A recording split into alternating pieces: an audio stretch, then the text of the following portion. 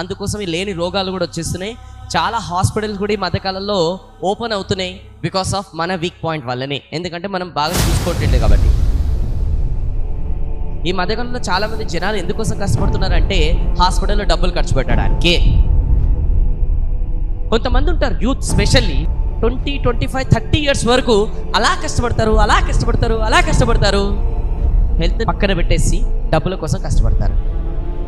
మళ్ళీ 30 ఇయర్స్ తర్వాత ఆ కష్టపడ్డ డబ్బులన్నీ తీసుకెళ్ళి హాస్పిటల్లో పెడతారు. ఈరోజు మన జీవితంలో ఇదే పెద్ద కామన్ సెన్స్ ఉండాలి.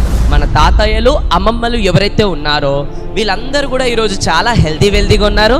మంచిగా సూపర్గా ఎనర్జీగా పనిచేస్తుంటారు, మంచిగా తింటుంటారు వీళ్ళు. ఈరోజు మనం చాలా వీక్ ఉన్నాం, పని చేయం, తినబుద్ధి కాదు. ఎందుకంటే వాళ్ళు ఆ కాలం మనుషులు, వాళ్ళు పందొంగలు కాదని. ఇప్పుడు కూడా వాళ్ళు పని లేకపోతే బాధపడుతుంటారు, మనం పని చెప్తే బాధపడుతుంటారు.